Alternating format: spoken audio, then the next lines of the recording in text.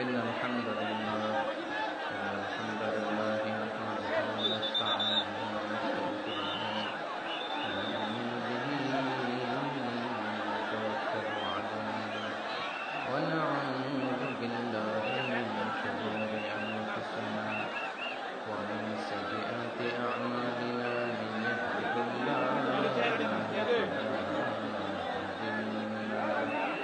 ومن يضلل فلا هادي له فلن تجد له وليا مرشدا ونشهد أن لا إله إلا الله وحده لا شريك له والذي لا ضد له ولا ند له لا مثل له ولا مثيل له ولا كفيل له لا شبه له ولا شبيه له لا ولد له ولا والد له وهو الواحد الفرد الصمد لم يلد ولم يولد ولم يكن له كفوا أحد نشهد أن سيدنا ونبينا وحبيبنا وبشيرنا ونذيرنا وطبيبنا وطبيب أرواحنا وحبيبنا وحبيب ربنا محمدا عبد الله ورسوله أرسله بالحق بشيرا ونذيرا وداعيا إلى الله بإذنه وسراجا منيرا أما بعد فقد قال الله تعالى في كلامه المجيد وفي فرقانه الحميد أعوذ بالله من الشيطان الرجيم بسم الله الرحمن الرحيم يا أيها الذين آمنوا لا تقدموا بين يدي الله ورسوله واتقوا الله إن الله سميع عليم إن الله وملائكته يصلون على النبي يا أيها الذين آمنوا صلوا হ্যাঁ সবাইকে মাশাআল্লাহ মাশাআল্লাহ হ্যাঁ দেখেছি উহিব্বুকা ফিল্লাহ Mizanur Rahman Azhari we love you Mizanur Rahman Azhari Taralia শান্তি সংঘ থেকে আজহারি হুজুরকে আন্তরিক শুভেচ্ছা। আমরা আল্লাহর জন্য আপনাকে ভালোবাসি মিজানুর রহমান আজহারি। অনেক শ্রোতারা অনেক দিনী ভাইরা প্লে কার্ড নিয়ে দাঁড়িয়েছে, সবারগুলো দেখাও যাচ্ছে না। সবার জন্য দোয়া আর ভালোবাসা। আমরা ভালোবাসা দিয়ে বিশ্ব জয় করব, ঠিক কিনা? হেরে যাবে ওদের হিংসার ষড়যন্ত্র, জিতে যাবে আমাদের ভালোবাসা। আমাদের ভালোবাসাকে হারায় দেওয়ার মতো শক্তি পৃথিবীর কারো নাই, চিল্লায় বলো ঠিক কিনা?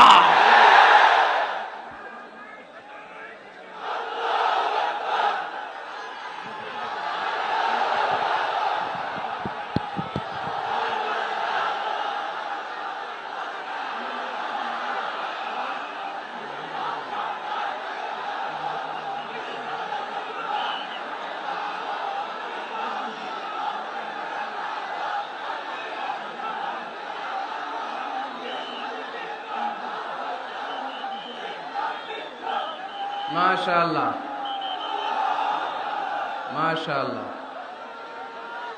যারা যারা না বুঝে কোরআনের প্রোগ্রাম বানচাল করতে চায়, তাদের এসে দেখা উচিত যে জনগণকে ভুলভাল বোঝানোর দিন শেষ। তাওহীদি জনতা এখন অনেক সচেতন। কোরআন প্রেমী তাওহীদি জনতা কোরআন আর সুন্নাহ এই দুইটাই বুঝে, এই দুইটা ছাড়া কিচ্ছু বোঝে না। এই জন্য কোরআন আছে যেখানে আমরা আছি, সুন্নাহ আছে যেখানে আমরা আছি, ইসলাম আছে যেখানে আমরা আছি। এই গণজোয়ার এটা কোরআনের পক্ষের গণজোয়ার, এই গণজোয়ার এটা ইসলামের পক্ষের গণজোয়ার, ঠিক কিনা? আজকে এই ময়দান থেকে বিরিয়ানির প্যাকেট দেয়া হবে? দুনিয়াবি কোনো স্বার্থ পাওয়া যাবে? একজনকে খুশি করতে এসেছি, চিল্লায় বলতে হবে তিনি কে। এজন্য গণজোয়ার আটকানো যায় না। আপনারা বানের পানি যখন ছুটতে শুরু করে দেখছেন আপনারা, ওইটারে আটকানো যায়? আটকাইতে গেলে পানি খালি বাড়তে থাকে, ফুলে ফেপে উপরে উঠতে থাকে। এক সময় যারা বাদ দিতে আসে এদেরকে সব ভেঙে মেসাকার করে দেয়।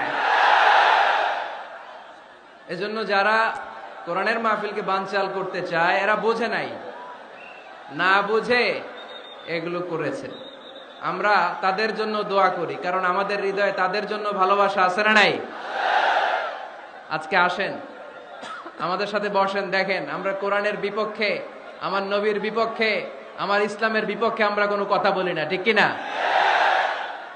আমাদের এই পবিত্র মঞ্চগুলো থেকে কোরআনের পক্ষে কথা হয়, এই পবিত্র মঞ্চগুলো থেকে আমার নবীর শানের ব্যাপারে কথা হয়, এই পবিত্র মঞ্চগুলো থেকে ইসলামের পক্ষে কথা হয়। তো যেখানে ইসলামের কথা হয়, কোরআনের কথা হয়, বিশ্বনবী সাল্লাল্লাহু আলাইহি ইসলামের বায়োগ্রাফি নিয়ে কথা হয়, কোন মুমিন ওই রকম বরকতময় মজলিস বন্ধ করতে পারে?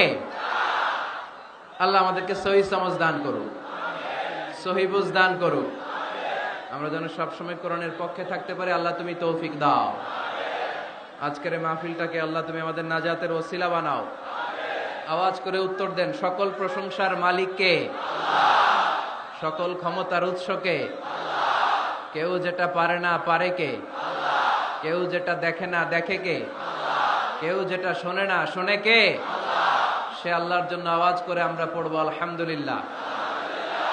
সবাই পড়েন, রব্বানা লাকাল হামদ হামদান কাসীরান তাইয়িবান মুবারাকান ফীহি ইয়া রাব্বি লাকাল হামদু কামা ইয়ানবাগি লিজালালি ওয়াজহিকা ওয়া আযীমি সুলতানিকা লাকাল হামদু বিল ঈমান লাকাল হামদু বিল ইসলাম লাকাল হামদু বিল কুরআন। আমরা প্রশংসা করলাম কার? সব সময় প্রশংসা করব কার?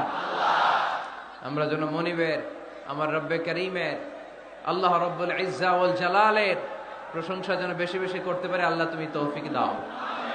আরো জোরে পড়েন আমিন। উত্তর কাশিমপুর মডেল দাখিল মাদ্রাসার উদ্যোগে আজকের এই বিশাল তাফসিরুল কোরআনের মাহফিল। মাদ্রাসাটা কোন দিকে? এই পাশেই। এটার আগে একটা ডেট হয়েছিল, ওই দিন আমরা আসতে পারি নাই। কয় তারিখে? ডিসেম্বরের 4 তারিখ। জি জি, আসার কথা ছিল, আমারও আসার খুব ইচ্ছা ছিল, কারণ ফেনীবাসীদেরকে আমি ভালোবাসি, ফেনীবাসীরা ভালোবাসে আমায়। তো আসার সুযোগ হয় নাই। কাদারাম মাকদুরা, মহাবিশ্ব সৃষ্টির 50,000 বছর আগে এই পৃথিবীতে কি ঘটবে তার সব লিপিবদ্ধ করে রেখেছেন কে? আল্লাহ এখানে মিলন মেলা ঘটাবে আজকে। এটা কি 4 তারিখে করা সম্ভব? তাকদীরে আমাদের জন্য আল্লাহ তাআলা আজকে রেখে দিয়েছেন, এজন্য আজকে আমরা একত্রিত হয়েছি। আলহামদুলিল্লাহ পড়েন। সময় সকাল 10টা থেকে দিয়ে রাখছেন, এদেরকে তো কষ্ট দিচ্ছেন আপনারা।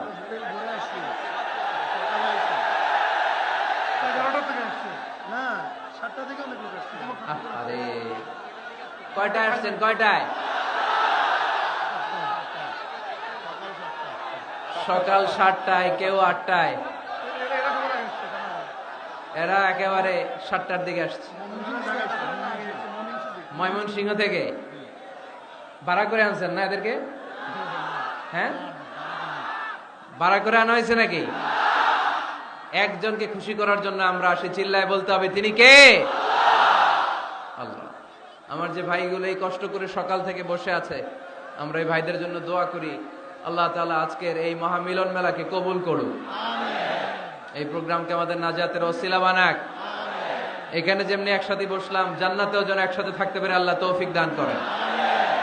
আজকের এই প্রোগ্রামের সম্মানিত প্রধান মেহমান, ফেনীর গণমানুষের জননন্দিত নেতা জনাব নিজামউদ্দিন হাজারী এমপি, মাননীয় সংসদ সদস্য ফেনী 2 আসন।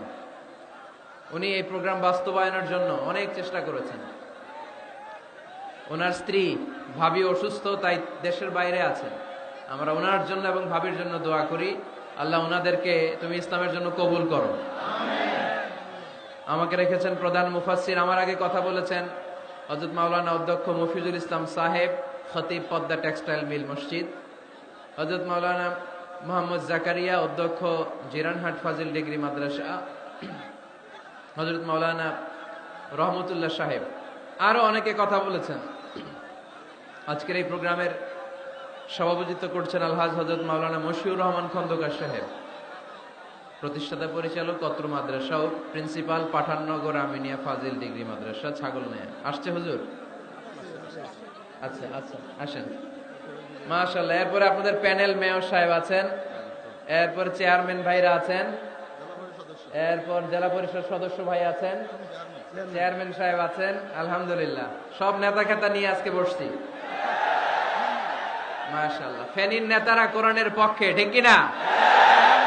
64 জেলার সব নেতাগুলো কোরআনের পক্ষে থাক, আমরা চাই কি চাই না? বাংলার 56,000 বর্গ মাইলের প্রতিটা ইঞ্চি মাটি কোরআনের ঘাঁটি হোক, আমরা চাই কি চাই না?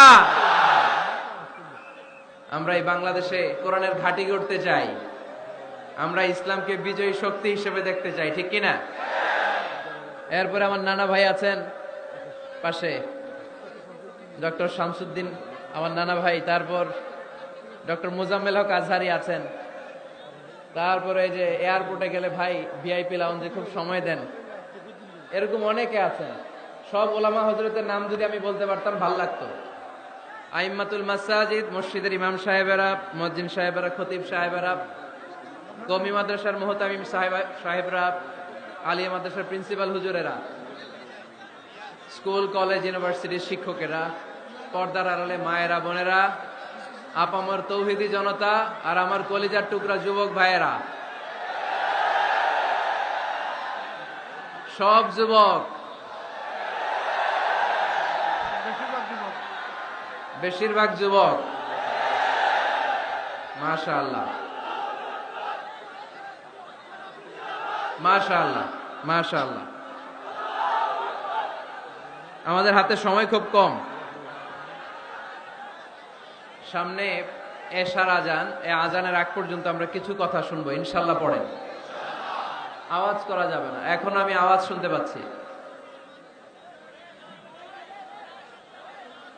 আওয়াজ করা যাবে না। দেখেছি, সবাইকে দেখেছি, মাশাআল্লাহ। হ্যাঁ দেখলাম, হ্যাঁ শুরুতেই হাত নাড়িয়ে শুভেচ্ছা জানিয়েছি, বারবার করা যাবে না, দেখলাম সবাইকে। থামতে হবে এবার। মাশাআল্লাহ, ফেনীর ছেলেরা অনেক ভদ্র, এত বড় গ্যাদারিং কিন্তু অল্পতেই থেমে গেছে। অন্যান্য জায়গায় অনেক চিৎকার চেঁচামেচি করতে হয়, আলহামদুলিল্লাহ একটা আওয়াজ হবে না।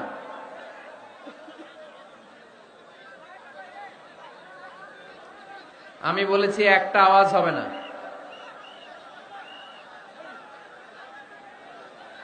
ওই যে আমি একটা আওয়াজ হবে না বলছি, ওরা দুইটা আওয়াজ করতেছে। আওয়াজ করবেন না, না, নো সাউন্ড।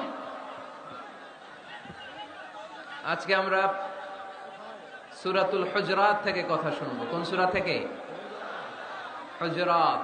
সবাই বলেন হুজরাত। হুজরাত শব্দটা হুজরা শব্দের প্লুরাল, অর্থ হচ্ছে কামরা। মসজিদে ইমাম সাহেবের হুজরা আছে না নাই? ইমাম সাহেবের কামরা আছে না? আছে।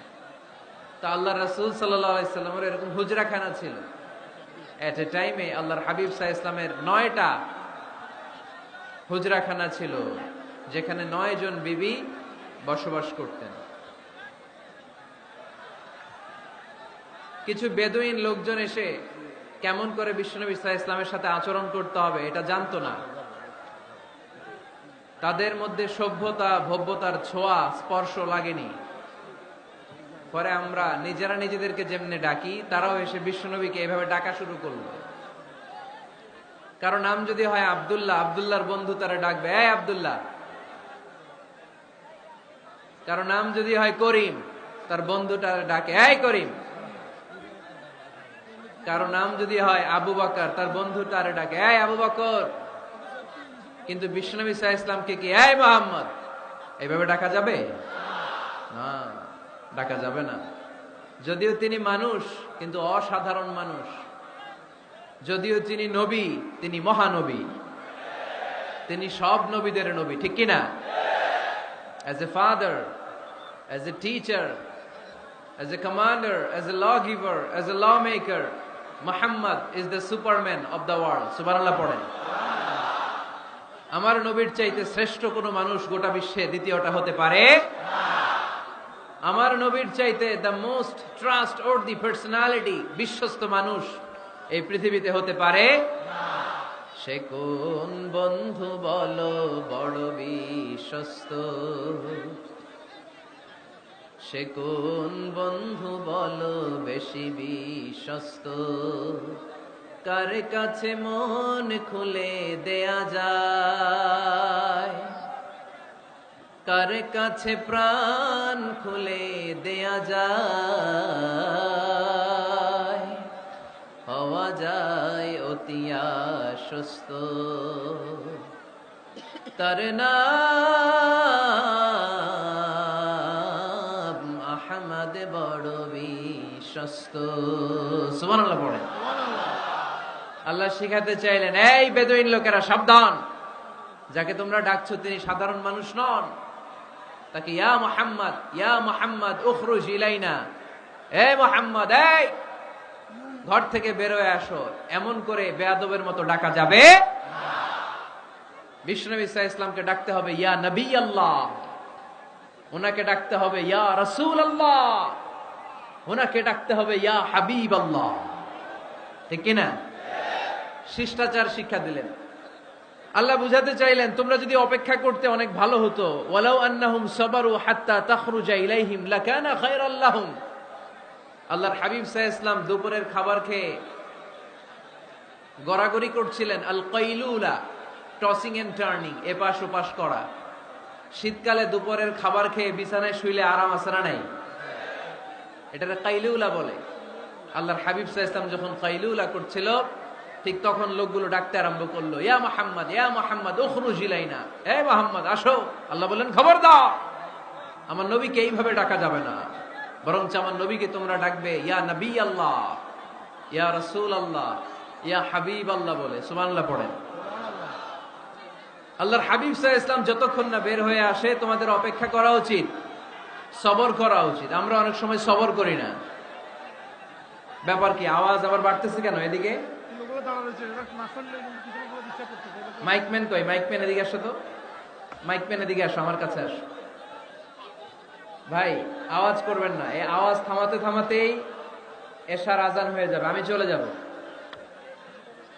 আলোচনা শেষ, আমি চলে যাব। উপরে উঠাও একটু, উপরে। এদিকে এদিকে। আমি একটা কথা শুরু করলে এখানে চিৎকার চেঁচামেচি, আমি থামাবো, আবার শুরু করলে এটা হয় না। অল্প কয়েক মিনিট, লম্বা চড়া বক্তব্যের সুযোগও নাই। এশার আজান হবে একটু পরে, একটু উপরে উঠাও। আমি চাই পিন পতন নীরবতা। আরেকটু আরেকটু, ব্যাস।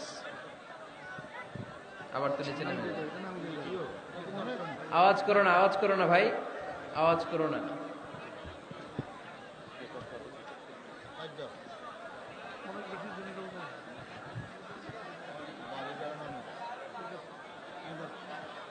থামতে হবে, থামতে হবে।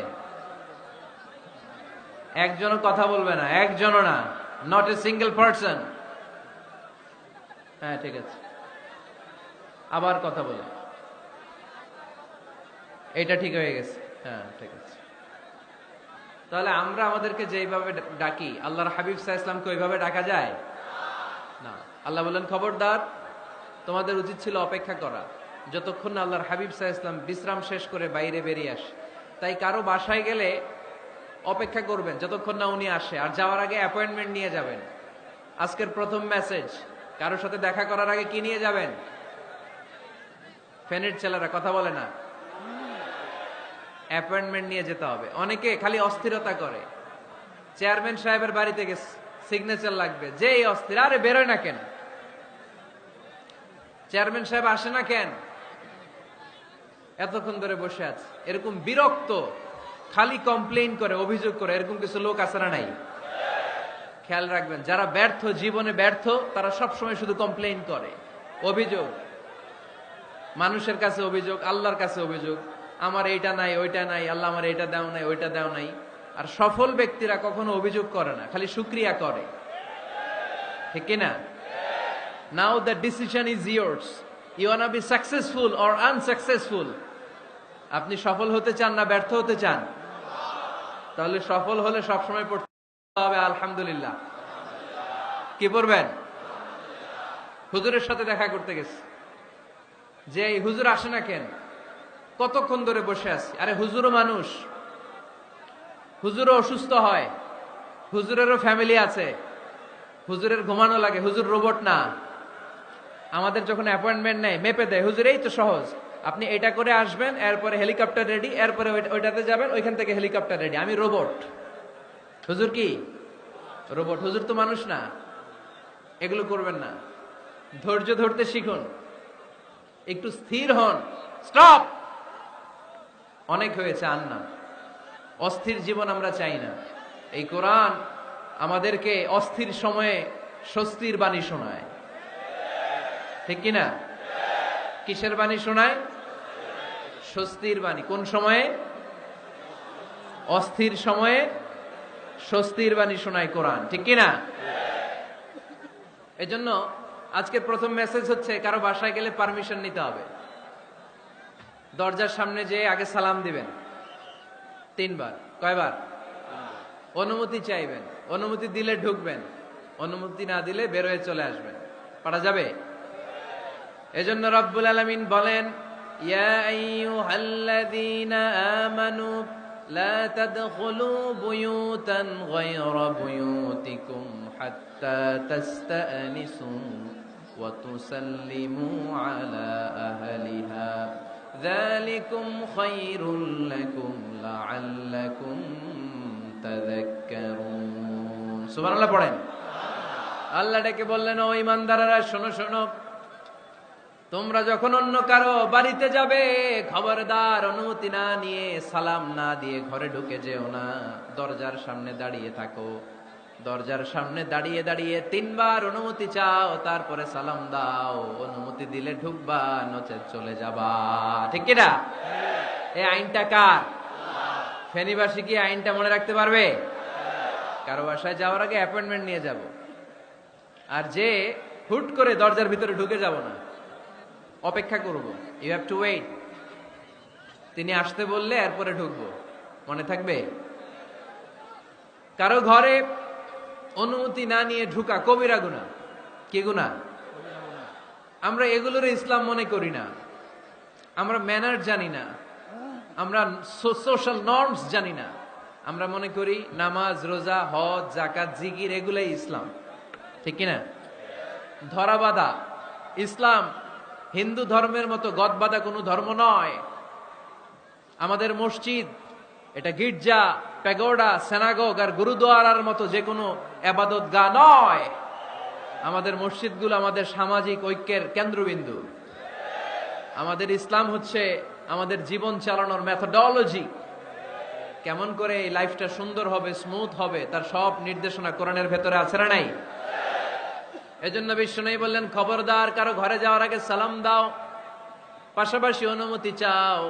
এক সাহাবী দাঁড়িয়ে বললেন, ইয়া রাসূলুল্লাহ, ইয়া হাবিবাল্লাহ, আমার ঘরে আমরা কেবল দুইজন থাকি, দুইটা ঘর।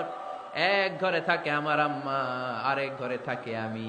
আফাস্তাদিনু আলা উম্মি, আমি কি আমার মায়ের ঘরে ঢোকার আগে অনুমতি নেওয়া লাগবে নাকি? নবী, হ্যাঁ, দুইটা রুম আমার ঘরে, এক রুমে আমি, আরেক রুমে আমার মা। আফাস্তাদিনু আলা উম্মি, আমার মায়ের ঘরে যাওয়ার আগে অনুমতি নেওয়া লাগবে? আনা খাদিমুহা, আমি তো তার খেদমত করি, মায়ের ঘরে যাইতে অনুমতি লাগবে? বিশ্বনবী বললেন, নাআম ইস্তাযিন আলাইহা, হ্যাঁ অবশ্যই মায়ের ঘরে ঢোকার আগে অনুমতি নিয়ে ঢুকবা। সুবহানাল্লাহ পড়বেন না? সাহাবী বললেন, ইয়া রাসূলুল্লাহ, তিনি তো আমার মা, অনুমতি লাগবে কেন? বিশ্বনবী বললেন, আতুহিব্বু আন তারাহা উরিয়ানাতান, ও সাহাবী, তুমি কি তোমার মাকে উলঙ্গ দেখতে পছন্দ করো নাকি? সাহাবী বললেন, না, কশিন কালেও নয়, আমি কখনো আমার মারে উলঙ্গ অবস্থায় দেখতে পছন্দ করব না। বিশ্বনবী বললেন, তাহলে অবশ্যই অনুমতি নিয়ে ঢুকবা। যদি মারে উলঙ্গ দেখতে মনে না চায় তাহলে ঢুকবা, কারণ ঘরের ভিতরে কে কখন কোন পরিস্থিতিতে থাকে তার কোনো হিসাব আছে? এজন্য সালাম দিবেন, নক করবেন, অনুমতি চাইবেন, তখন নিজেকে নিজে ভিতরে যারা আছে, মহিলা হোক পুরুষ হোক, সামলে নিবে, গুছিয়ে নিবে, তারপরে আপনাকে ঢুকার ব্যবস্থা করে দিবে, ঠিক কিনা? তাহলে মায়ের ঘরে ঢুকতে হলে যদি অনুমতি লাগে, তাহলে বোনের ঘরে ঢোকার আগে অনুমতির দরকার আছে না নাই? আমার পাশের ঘর হচ্ছে আমার ভাইয়ের ঘর, ভাইয়ের ঘরে ঢোকার আগে অনুমতির দরকার আছে না নাই? কাজিন, চাচাতো বোন, খালাতো বোন, চাচাতো ভাই, খালাতো ভাই, পাশের ঘরের ভাবি, পাশের বাড়ির মানুষ, এদের ঘরে ঢোকার আগে অনুমতির প্রয়োজন আছে না নাই?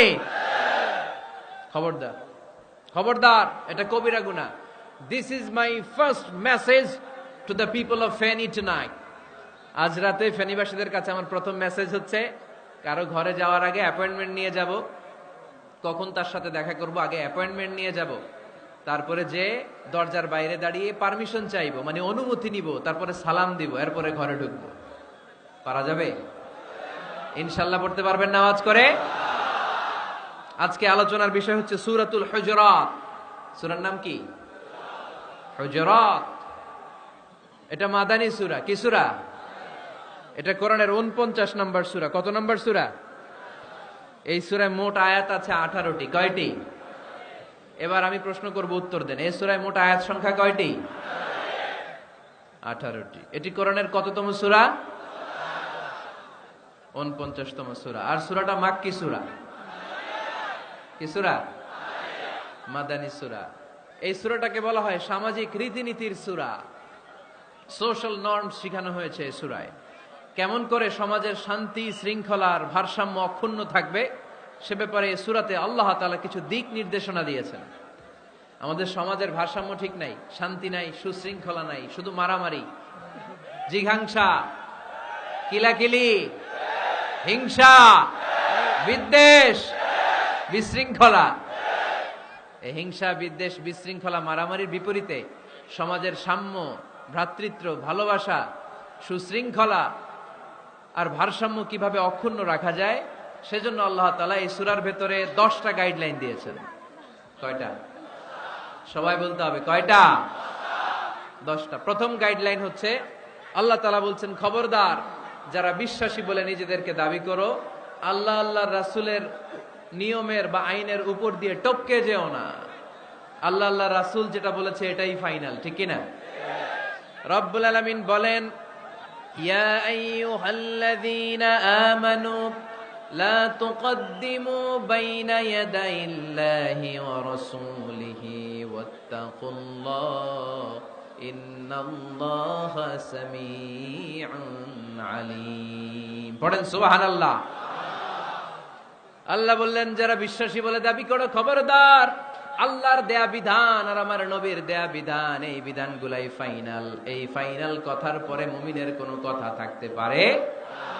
আল্লাহ যেটা বলেছে, আল্লাহ রাসূল যেটা বলেছে সেটাই ফাইনাল। আওয়াজ করে বলতে হবে, সেটা কি? এটা ফাইনাল। এরপর আর নতুন কোনো কথা নাই। যখনই বলা হবে আল্লাহ বলেছে, রাসূল বলেছে, আমরা বলবো আমান্না, সামি'না ওয়া আতা'না, আমরা শুনলাম, মানলাম, বিশ্বাস করলাম, আমাদের পক্ষ থেকে আর দ্বিতীয় কোনো কথা নাই, ঠিক কি না? এজন্য আল্লাহ বললেন, খবরদার আমি আর আমার রাসূল যেটা দিয়েছি সেটাই ফাইনাল। অতিরিক্ত বুঝতে যেও না, ওভার স্মার্ট সাজতে চেও না, আমি আল্লাহর দেয়া নবীর দেয়া বিধানের সামনে অ্যাডভান্স হতে যেও না, কারণ আমি আল্লাহ আর আমার রাসূল যেই নিয়ম দিয়েছি সেটাই ফাইনাল, সেটাতেই বরকত। কোন মুমিন বান্দাবান্দীদের কাছে যখন আল্লাহ আর আল্লাহর রাসূলের কথা বলা হয় তাদের কাছে এটাই ফাইনাল, ঠিক কি না? ওমা কানা লিমুমিনিন ওয়ালা মুমিনাতিন ইযা খাদাল্লাহু ওয়া রাসূলুহু আমরান আইয়াকুনা লাহুমুল খিয়ারাতু মিন আমরিহিম। মুমিন নরনারীর কাছে যখন বলা হবে এটা আল্লাহর কথা, আল্লাহর রাসূলের কথা, এটাই ফাইনাল। এরপরে মুমিনের আর নতুন কোন চয়েস থাকতে পারে না। আল্লাহ বলেছে 5 ওয়াক্ত সালাত জামাতের সাথে আদায় করো, এটাই ফাইনাল, ঠিক কি না? আল্লাহ বলেছেন চুরি করলে চোরের হাত কেটে দাও। বিশ্বনবী জীবদ্দশায় চোরের হাত কেটে দেখিয়ে দিয়েছেন, চুরি করলে হাত কেটে দাও, এটাই ফাইনাল, ঠিক কি না? আল্লাহ নিয়ম জারি করেছেন, ও নারীরা পর্দা করে ঘর থেকে বের হও, এর উপরে কোনো কথা নাই, জোরে বলেন ঠিক কি না? আল্লাহ আইন করে দিয়েছেন রমাদানের 29 দিন কিংবা 30 দিন রোজা রাখবা, এটাই ফাইনাল, এরপরে কোনো কথা নাই, জোরে বলেন ঠিক কি না? যারা সম্পদশালী হয়েছো বছরান্তে 2.5% যাকাত দিবা, বিধানটা কার? এটাই ফাইনাল, এরপরে কোনো কথা আছে? তার মানে আল্লাহ আল্লাহ রাসূল যেটা দিয়েছে এটাই ফাইনাল, এটাই সর্বোৎকৃষ্ট, এর চেয়ে উৎকৃষ্ট আর ভালো হতে পারে না, এটাই শ্রেষ্ঠ। এক সাহাবী বলল আসুমুদ্দাহার, আমি সারা বছর রোজা রাখবো, রোজা ভাঙবো না। আরেক সাহাবী বলল আ'তাজিলুন নিসা, আমি আমার বউয়ের কাছে যাব না, আজীবন বৈরাগ্য জীবন যাপন করব। আরেক সাহাবী বলল উসল্লিল লাইলা কুল্লাহ, সারা রাত তাহাজ্জুদ পড়বো, ঘুমাবো না। এই কথা শুনে বিশ্বনবী রেগে গেলেন। বিশ্বনবী বললেন কে কে বলেছে এই কথা, যে সারা বছর রোজা রাখবে, সারা রাত তাহাজ্জুদ পড়বে, স্ত্রীর কাছে যাবে না? ইন্নী আখশাকুম লিল্লাহি ওয়া আতকাকুম লাহু, নিশ্চয় আমি তোমাদের চাইতে আল্লাহকে বেশি ভয় করি। আমি বিশ্বনবী সবচেয়ে বড় মুত্তাকি, আমি বিশ্বনবী সবচেয়ে বড় বুজুর্গ, আমি বিশ্বনবী সবচেয়ে বড় আল্লাহওয়ালা। তো আমি এত বড় আল্লাহওয়ালা হয়ে আমি 11 জন স্ত্রী রেখেছি, আমি এত বড় আল্লাহওয়ালা হয়ে রাতে তাহাজ্জুদও পড়ি, আবার কিছু অংশ ঘুমাই, আমি এত বড় আল্লাহওয়ালা হয়ে বছরে কিছু সময় রোজা রাখি, মাঝে মাঝে রাখি না। তা আমি ব্যালেন্স করে জীবন ধারণের পরে আমার আল্লাহওয়ালাগিরিতে কোনো সমস্যা হয় নাই, আমার নবী হতে সমস্যা হয় নাই। তোমাদের সমস্যা হলো কেন? তোমরা কোত্থেকে এটা শিখেছো? আমি বিশ্বনবী যেটা শিখিয়েছি এটাই ফাইনাল, এর চেয়ে শ্রেষ্ঠ কোনো কাজ আর হতে পারে না, চিল্লায় বলেন ঠিক কি না? ফজরের আওয়াজ করে বলেন বিধানটা কার? আপনি যদি বলেন আমি একটু বাড়াইয়া পড়বো, 3 রাকাত পড়বো, সওয়াব বেশি হবে না? কারণ আপনি অ্যাডভান্স হয়েছেন। লা তুকদ্দিমু বাইনা ইয়াদাইল্লাহি ওয়া রাসূলিহি, খবরদার আল্লাহ আল্লাহ রাসূলের উপর অ্যাডভান্স হয়ো না। রমাদানের রোজা 30টা, আপনি যদি বলেন 35টা রাখবো, ফেনীর ভাইয়েরা রমজানের পরে আরো 5টা যদি একাধারে রাখেন, রমজান মনে করে আল্লাহ কবুল করবে? কবুল করবে? তার মানে আল্লাহ আল্লাহ রাসূল যেটা বলেছে এটাই ফাইনাল, এর চেয়ে বেশি কিছু আর ইবাদত করা যাবে, এর চেয়ে শ্রেষ্ঠ ইবাদত হতে পারে না। বিষ্ণু ইসলাম ইসলাম বললেন সারা রাত তাহাজ্জুদ পড়লে এটা শ্রেষ্ঠ ইবাদত নয়, বরং রাতের কিছু অংশ ঘুমাবা, কিছু অংশ তাহাজ্জুদ পড়বা। আইয়ামুল বীজের রোজা রাখবা, সোম আর বৃহস্পতিবার রোজা রাখবা, আরাফার রোজা রাখবা, আশুরার রোজা রাখবা, শাওয়ালের 6 রোজা রাখবা। এর চেয়েও বেশি রাখতে চাইলে একদিন রোজা রাখবা, আরেকদিন রাখবা না, একদিন রাখবা, আরেকদিন রাখবা না। এর চেয়ে ভালো রোজার হতে পারে? হতে পারে না। আল্লাহর হাবিব সাল্লাল্লাহু আলাইহি ওয়াসাল্লাম বললেন সেই শ্রেষ্ঠ যে স্ত্রীদের সাথেও মেলামেশা করে, আবার ইবাদতও করে। ইসলামের মধ্যে ভারসাম্য আছে না নাই? তাহলে বোঝা গেল আল্লাহর হাবিব সাল্লাল্লাহু আলাইহি ওয়াসাল্লাম আল্লাহর সবচেয়ে কাছের, তিনি সবচেয়ে বড় মুত্তাকি। ফেনীবাসী আওয়াজ করে বলেন তো, আমার নবীর চাইতে বড় মুত্তাকি হওয়া যাবে? আমার নবীর চাইতে বড় আল্লাহওয়ালা হওয়া যাবে? নামাজ কেমন করে পড়তে হয় এটা নবী শিখায় গিয়েছেন, এর চেয়ে বেশি কিছু করা যাবে? জিকির কেমন করে করতে হয় এটা বিশ্বনবী শিখিয়ে গিয়েছেন কি জান নাই? বিশ্বনবীর শিখানো পন্থার বাইরে নতুন পন্থায় জিকির করা যাবে? তাহলে আল্লাহ এবং আল্লাহ রাসূল যা শিখিয়েছে এটাই ফাইনাল। আল্লাহ আল্লাহ রাসূলের কথার উপরে আমরা দ্বিতীয় কোনো কথা বলতে চাই না। এটা হচ্ছে 1 নাম্বার গাইডলাইন। সমাজে যদি শান্তি আনতে চান এই গাইডলাইন মানতে হবে। বিশ্বাসীদের জন্য 2 নাম্বার গাইডলাইন হচ্ছে লা তারফাউ আসওয়াতাকুম ফাওকা সাউতিন নবী। খবরদার ওহে বিশ্বাসীরা, নবীর কণ্ঠের চাইতে যেন তোমাদের কণ্ঠ উঁচু হয়ে না যায়। আপনারা কথা শুনতেছেন? মনোযোগ আছে না গেছে? বনু তামিম গোত্রের নেতা কে হবে? আল্লাহর হাবিব সাল্লাল্লাহু আলাইহি ওয়াসাল্লাম পরামর্শ করছিলেন। সাইয়েদনা আবু বকর বললেন, আমার মতামত হচ্ছে এই লোকটা নেতা হলে ভালো হয়, যোগ্য লোক। ওমরে ফারুক বললেন, না, উনি না। আবু বকর যেটা বলেছে ওইটা না, আমার মনে হয় এই লোকটা নেতা হলে ভালো হয়। আবু বকর বললেন, না ওমর, তুমি বুঝো না, আমি যারে বলছি সে ভালো। ওমরে ফারুক বলে, না আবু বকর, আমি যাকে বলেছি সে ভালো। এরকম মতামত দিতে দিতে, তর্ক করতে করতে বিশ্বনবীর গলার চাইতে সাহাবীদের গলার আওয়াজ বড় হয়ে গিয়েছে। আল্লাহ এটা আরশের উপর থেকে বরদাস্ত করে নাই। আল্লাহ বলেছেন, খবরদার, লা তারফাউ আসওয়াতাকুম ফাওকা সাউতিন নবী। নবীর কণ্ঠের চাইতে তোমাদের কণ্ঠ যেন উঁচু হয়ে না যায়। আমার নবীকে আমি তোমাদের বন্ধু বানিয়েছি, তোমাদের কাছে রেখেছি, তার মানে এই নয় যা মন চায় তাই নবীর সাথে আচরণ করবা, ঠিক কিনা? কখনো যেন নবীর কণ্ঠের চাইতে কণ্ঠ উঁচু হয়ে না যায়। যদি নবীর গলার আওয়াজের চাইতে তোমাদের গলার আওয়াজ উঁচু হয়ে যায়, তোমাদের জীবনের সব নেক আমলগুলোকে আমি বাতিল করে দেব।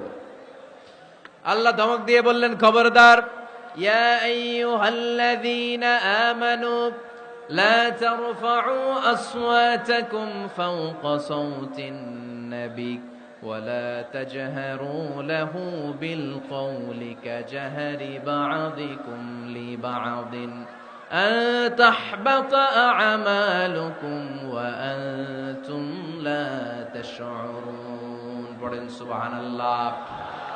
আল্লাহ বললেন, খবরদার, আমার নবীর কণ্ঠের চাইতে যেন তোমাদের কণ্ঠ উঁচু হয়ে না যায়। আমার হাবিবের কণ্ঠের চাইতে তোমাদের কণ্ঠ যদি উঁচু হয়ে যায়, বেয়াদবি হয়ে যাবে, ফলে তোমাদের সব নেক আমল বাতিল করে দিবে কে? এই আয়াত নাজিল হওয়ার পরে সাহাবারা কেউ বিশ্বনবীর সামনে এসে বড় গলায় কথা বলে না, আস্তে আস্তে বলে। কেমনে বলে? ওমরে ফারুক এই আয়াত শুনে এত ভয় পেলেন, তিনি বিশ্বনবীর কাছে কোনো কথা নিয়ে আসলে ফিস ফিস করে বলতেন। বিশ্বনবী শুনতে পেতেন না, বলতেন, এই ওমর কি বলছো, বুঝি নাই, জোরে বলো। ওমরে ফারুক সাউন্ড বাড়িয়ে জোরে বলতেন। বিশ্বনবী বলতেন, এই কি বলেছো, এদিকে আসো, জোরে বলো, আমি শুনতে পাচ্ছি না, ওমর আরো জোরে বলো। ওমরে ফারুক আবার একটু সাউন্ড বাড়িয়ে আবার বলতে আরম্ভ করতেন। বিশ্বনবী বলতেন, আমি শুনতে পাচ্ছি না, জোরে বলো। সুবহানাল্লাহ পড়েন। ভয়ে, আন তাহবাতা আমালুকুম ওয়া আনতুম লা তাশউরুন। খবরদার, নবীর কণ্ঠের চাইতে যদি কণ্ঠ উঁচু হয়ে যায়, সব নেক আমল বাতিল করে দিবে কে? আপনারা যারা হজ উমরা করেছেন, হজ আর উমরা করতে পেরেছেন কারা কারা দেখি? মাশাআল্লাহ। যারা করতে পারি নাই আমরা, আমাদেরকেও যেন আল্লাহ তাআলা তৌফিক দান করে, আমরা পড়ি আমিন। আমরা যেন কাবার চারপাশে তাওয়াফ করতে পারি, সাফা মারওয়ায় যেন সাই করতে পারি, আল্লাহর হাবিব সাল্লাল্লাহু আলাইহি ওয়াসাল্লামের কবরের সামনে দাঁড়িয়ে যেন আমরা সালাতু সালাম পাঠ করতে পারি। আওয়াজ করে পড়তে হবে আমিন। বিশ্বনবী সাল্লাল্লাহু আলাইহি ওয়াসাল্লামের কবরের উপরে এই আয়াতটা লেখা, যে আয়াত নিয়ে আমি এখন আপনাদের সামনে আলোচনা করছি। লা তারফাউ আসওয়াতাকুম ফাওকা সাউতিন নবী। দেখছেন না হাজী সাহেবরা, দেখে আসছেন না?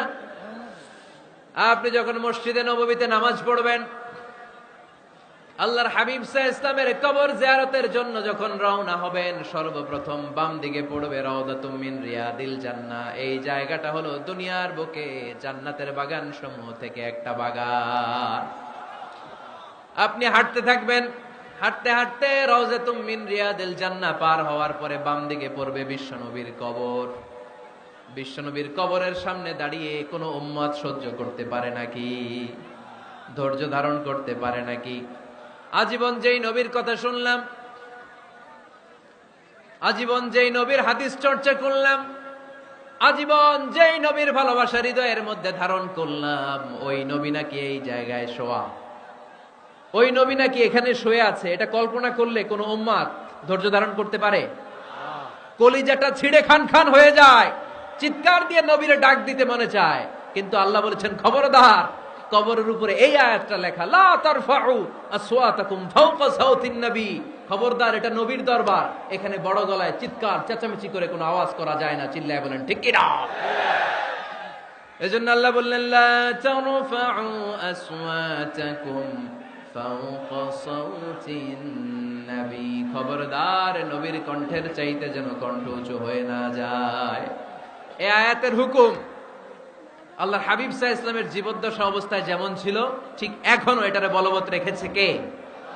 তাই ওইখানে আল্লাহর হাবিব সাল্লাল্লাহু আলাইহি ওয়াসাল্লামের কবরের সামনে বুক ফেটে কান্না আসে, আমার নবী, আমার পেয়ারা নবী এখানে, পেয়ারা রাসূল শুয়ে আছে, এটা জেনেও আমি চিৎকার দিতে পারি না, আমি হই হুল্লোড় করতে পারি না, আমি লাফাতে পারি না, আমি শুধু চোখের পানি ছেড়ে আমার নবীরে সালাম পাঠাতে পারি।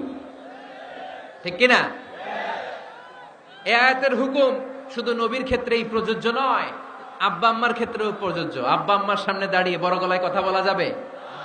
উস্তাদ আল আসাতেজা যারা আমাদেরকে শিখিয়েছেন তাদের সামনে বড় গলায় কথা বলা যাবে না। আধ্যাত্মিক গুরু, ইসলামী আন্দোলনের নেতা, ধর্মীয় নেতা, ওনাদের সামনেও চোখ রাঙিয়ে কথা বলা যাবে না। চিল্লায় বলেন ঠিক কিনা? লা তারফাউ আসওয়াতাকুম ফাওকা সাউতিন নবী। আদব নাই সমাজে, আদব নাই, এজন্য এত মহা সমস্যা। তাহলে প্রথম মেসেজ হচ্ছে আল্লাহ আল্লাহর হাবিব যা বলেছেন ওইটাই ফাইনাল, ওইটার উপরে কোনো কথা আছে? দ্বিতীয় মেসেজ হচ্ছে নবীর দরবারে দাঁড়িয়ে বড় গলায় কথা বলা যাবে। 3 নম্বরে আল্লাহ বললেন, ইয়া আইয়ুহাল্লাযীনা আমানু ইন জাআকুম ফাসিকুম বিনাবাইন ফাতাবায়ানু। ও বিশ্বাসীরা, ও ঈমানদার বান্দারা, তোমাদের সামনে যদি কোনো পাপাচারী, কোনো ফাসিক যদি কোনো খবর নিয়ে আসে, খবরটা বিশ্বাস করার আগে যাচাই করে নিও। ফাতাবায়ানু ইয়ানি ফাতাসাব্বাতু আন সিহহাতিল খবর, খবরটা সহিহ কিনা যাচাই করার দরকার আছে না নাই? ইযা জাআকুম ইন জাআকুম ফাসিকুম বিনাবাইন ফাতাবায়ানু। ফেনীবাসী মনোযোগ দিয়ে শুনেন, কেউ যদি কোনো তথ্য নিয়ে আসে, খবর নিয়ে আসে, শুনেই হুট করে বিশ্বাস করা যাবে না। ফেসবুকে প্রায় বিভিন্ন ফেক নিউজ আছে না নাই? রুমর, গুজব আছে না নাই? আমি তখন মালয়েশিয়া, হঠাৎ করে দেখলাম নিউজের মধ্যে অনেকে স্ট্যাটাস দিতে শুরু করেছে যে পেঁয়াজের মতো লবণেরও দাম বেড়ে গেছে। এটা কি সত্য নিউজ না গুজব? জোরে বলেন। গুজব। আসলে কি লবণের দাম বাড়ছিল? বাড়ে নাই, কিন্তু না জেনেই অনেকে শেয়ার দিচ্ছে। এজন্য ফেসবুকে কোনো নিউজ যদি আপনি দেখতে পান, শুনতে পান, verify, justify the news whether it's true or wrong. Check, make a cross check and double check regarding the authenticity of the report. এই রিপোর্টটা সঠিক কিনা ভেরিফাই করবেন আগে, তারপরে শেয়ার মারবেন। অনেকে আছে সিলে কান নিয়ে গেছে, শুনে সিলের পিছনে দৌড়। আগে কি সিলের পিছনে দৌড়াবেন নাকি কানে হাত দিবেন? নিউজ একটা দেখলেই শেয়ার দেয়া যাবে? কি করবেন? যাচাই করবেন। You have to cross check, you have to justify the news, you have to verify the news. আমরা প্রায় নিউজ একটা দেখলেই শেয়ার দেই। হয়তো একটা ভুল নিউজ আপনি শেয়ার দিয়েছেন, এই ভুল নিউজের কারণে পুরো সমাজের মধ্যে গোলমাল, এর দায়ভার আপনার কাঁধেই বর্তাবে। আওয়াজ করে বলেন ঠিক কিনা? এই ভুয়া নিউজগুলোতে আমাদের খুব আগ্রহ। ফেসবুক নিজের মন মতো ব্যবহার করা যাবে না। প্রায় ফেসবুকে অনেক রুমর পাবেন, গুজব, অনেক স্ক্যান্ডাল। অমুক নেতার গোপন ভিডিও ফাঁস। তো অমুক নেতার গোপন ভিডিও ফাঁস, তোর কি হয়েছে? তোর সমস্যা কি? ওইটা তোর শেয়ার দেয়া লাগবে কেন? চিল্লায় বলেন ঠিক কিনা? মানুষের দোষ আমরা গোপন করতে পারি না। মান সাতারা মুসলিমান সাতারাহুল্লাহু ফিদ দুনিয়া ওয়াল আখিরাহ। যে অন্যের দোষ দেখে গোপন রাখে, তার দোষগুলো গোপন রাখবে কে? আল্লাহ। ওমান কাশাফা মুসলিমান কাশাফাহুল্লাহু ফিদ দুনিয়া ওয়াল আখিরাহ। যে অন্যের গোপন বিষয় প্রকাশ করে দেয়, ওর গোমরও কিয়ামতের ময়দানে ফাঁস করে দিবে কে? আপনি 10 জনের সামনে অন্যের গোপন বিষয় ফাঁস করবেন, আল্লাহ লাখো মানুষের সামনে আপনার ল্যাংটা করে ছেড়ে দিবে। লক্ষ মানুষের সামনে আপনার গোমর ফাঁস করে দিবে। এজন্য খবরদার, অন্যের পিছনে লেগে থাকেন না, অন্যের দোষ খুঁজেন না, দোষ খুঁজবেন নিজের। ইন জাআকুম ফাসিকুম বিনাবাইন ফাতাবায়ানু। মুমিন কোন তথ্য, কোন সংবাদ, কোন রিপোর্ট কিংবা নিউজ শুনলেই বিশ্বাস করে না। মুমিন আগে এটাকে যাচাই করে, বাছাই করে, জাস্টিফাই করে, ভেরিফাই করে, তারপরে সে বিশ্বাস করে। ঠিক কিনা? আল্লাহর হাবিব সাল্লাল্লাহু আলাইহি ওয়াসাল্লাম বনুল মুস্তালাকের যুদ্ধে জয়লাভ করলেন। হারিস ইবনে মিরার বনুল মুস্তালিকের নেতা। শুনতেছেন আপনারা? কষ্ট হচ্ছে?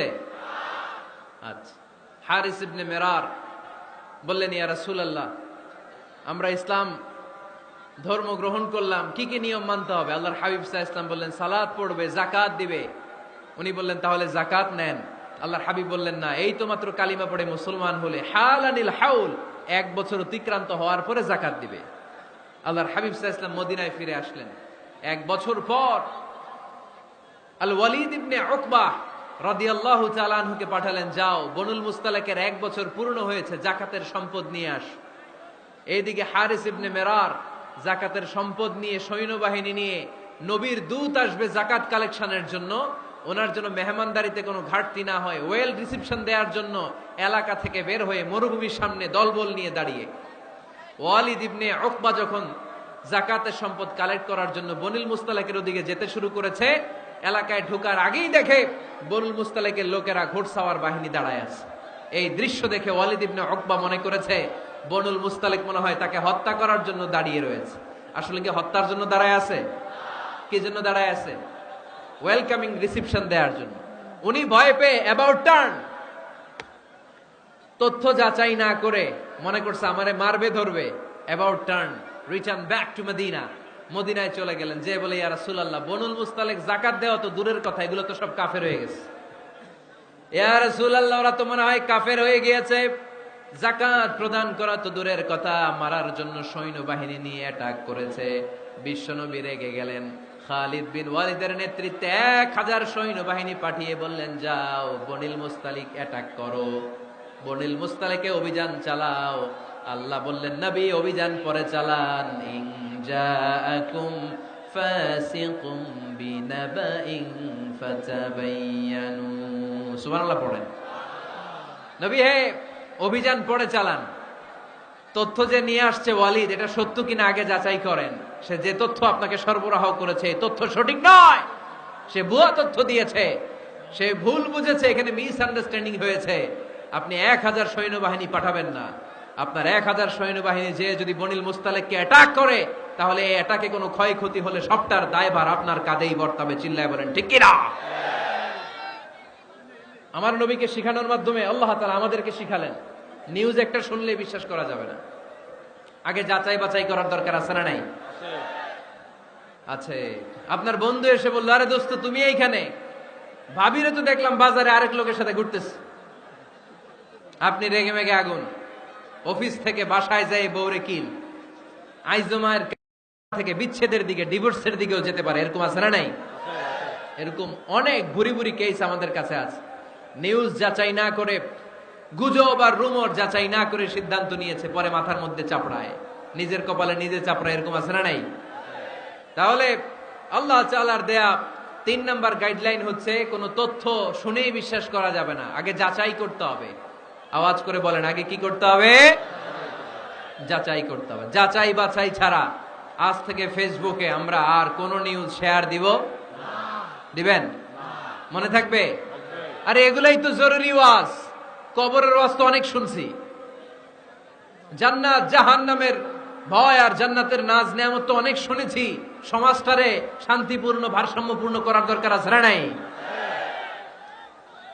খবর শুনে আমরা বিশ্বাস করি, যাচাই না করে আমরা বলে বেড়াই না। যাচাই না করে, নিশ্চিত না হয়ে আজ থেকে কোন নিউজ আমরা ফেসবুকে শেয়ার দিব না। 4 নম্বরে আল্লাহ বললেন, 4 নম্বর গাইডলাইন আল্লাহ দিলেন, ইয়া আইয়ুহাল্লাযীনা আমানু লা ইয়াসখার কওমুম মিন কওম। খবরদার আমার বিশ্বাসী বান্দারা, আমার ইমানদার বান্দারা কেউ কোনোদিন কাউরে ঠাট্টা বিদ্রুপ করে না। সুবহানাল্লাহ পড়েন। মুমিন বান্দা কাউকে ঠাট্টা করতে পারে? বিদ্রুপ করতে পারে না। আমাদের জিহ্বা আছে বলে আমরা যা ইচ্ছা তাই বলতে পারি? কথা বলেন না কেন? আমাদের কান আছে বলে কান দিয়ে আমরা যা মনে চাই তাই শুনতে পারি? যেন কানে শুনি সদা তোমার কালাম, হে খোদা চোখে যেন দেখি শুধু কোরআনের আয়াত শোনো আমার মুনাজাত, শোনো শোনো ইয়া ইলাহি আমার মুনাজাত, শোনো আমার মুনাজাত। সবাই আওয়াজ করে পড়েন আমিন। লা ইয়াসখর কওমুন মিন কওম, মুমিন বান্দা কখনো অন্য কাউকে ঠাট্টা করবে না। আমার কোনো ভাই মনে কষ্ট পায়, এরকম কোন ঠাট্টা বিদ্রুপ খোঁচা মেরে পোক মেরে কথা বলা যাবে না। এটা তার চেহারা নিয়ে না, তার পেশা নিয়ে না, তার বংশ নিয়ে না, তার পরিবার নিয়ে না। তার বাবা চুরি করেছে, আমি কি বলতে পারবো তুই চোরের ঘরের চোর? বলে কি বলে না? কেউ একটু মোটা হইলে কয় তুই মোটুর ঘরের মোটু, চোখে কম দেখলে কয় তুই কানার ঘরের কানা। আছে না নাই? না না, স্টপ, থামেন, অনেক হয়েছে, আর না, এগুলো বলা যাবে না। কারো আকৃতি নিয়ে খোটা দেয়া, ঠাট্টা করা, এটা স্বয়ং আল্লাহর সাথে ঠাট্টা করার শামিল, ঠিক কিনা? কারো নাক যদি ছোট হয়, এরে কয় বোচা, তোর নাক বোচা। ফেনীতে আপনারা কি বলেন? হ্যাঁ, তো এই যে যার নাক বোচা হয়েছে, ও কি নিজে বানাইছে? যার নাক খাড়া, এটা বানাইছে কে? যে কালো, বানাইছে কে? সাদা শুভ্র, বানাইছে কে? তার মানে কারো আকৃতি নিয়ে যদি আপনি ঠাট্টা করেন, স্বয়ং আল্লাহর সাথে ঠাট্টা করলেন। কারণ কেউ কারো চেহারা বানানোর দায়িত্ব পায় নাই। মাতৃগর্ভে থাকতেই আমাদের চেহারার আকৃতিগুলো দান করেছে কে? হুয়াল্লাযী ইউসাউবিরুকুম ফিল আরহামি কাইফা ইয়াশা লা ইলাহা ইল্লা হুয়াল আজিজুল হাকীম। তিনি এমন সত্তা, তোমরা যখন তোমাদের মায়ের পেটের ভেতরে ছোট্ট একটা ভ্রূণ কণা ছিলা, তখনই তোমাদের চেহারার আকৃতি দিয়েছে কে? মায়ের পেটে থাকতেই কে ছেলে হবে, কে মেয়ে হবে, কে সুশ্রী হবে, কে শ্যামলা হবে, কার নাক লম্বা হবে, কারটা খাটো হবে, এগুলো ফিক্স করে রেখেছে কে? এজন্য কখনো কারো চেহারা, কারো আকৃতি নিয়ে ঠাট্টা বিদ্রুপ করা যাবে না। কারণ এই চেহারা আমরা বানাই নাই, বানাইছে কে? প্রত্যেককে যদি আল্লাহ তাআলা প্রত্যেকের নিজের চেহারা ডিজাইন দেওয়ার সুযোগ দিত, তাহলে আমরা আমাদের চেহারা কি এরকম বানাইতাম? কি করতাম? আপনাকে যদি আপনার চেহারা তৈরি করার ডিজাইন আল্লাহ দিত, যে তুমি যেমন মনে চায় নিজের চেহারাটার ডিজাইন দাও, কেমন বানাতেন নিজেকে? কথা বলেন, কয়েকজন বলেন না? হ্যাঁ, সবচাইতে সুন্দর, সবচাইতে সুন্দর করে আমি আমার অবয়বটাকে তৈরি করতাম। কোন নারীকে যদি তার চেহারার ডিজাইন তৈরি করার সুযোগ আল্লাহ দিতেন, সে নারী তাকে বিশ্ব সুন্দরী করে তৈরি করত, ঠিক কিনা? এটা আল্লাহ আমাদেরকে দেয় নাই, এটা আল্লাহ তাআলা নিজ হাতে রেখেছে, নিজে করেছে। তাই কারো আকৃতি নিয়ে ব্যঙ্গ করলে স্বয়ং আল্লাহর সাথে ব্যঙ্গ করার শামিল। চিল্লায় বলেন ঠিক কিনা? সাইয়েদনা ইবনে মাসউদ রাদিয়াল্লাহু তাআলা আনহুর পায়ের নলা ছিল চিকন। হাদিসে এসেছে দাকিকুস সাকাইন, ওনার পা দুইটা ছিল চিকন খেজুর পাড়ার জন্য। ইবনে মাসউদ রাদিয়াল্লাহু তাআলা আনহু যখন খেজুর গাছে উঠলেন, সাহাবারা সাইয়েদনা ইবনে মাসউদের পা দেখে হাসাহাসি শুরু করে দিল। বিশ্বনবী বললেন, খবরদার খবরদার, ইবনে মাসউদের চিকন পা দেখে তোমরা হেসো না। ইবনে মাসউদের চিকন পা দেখে তোমরা হাসো।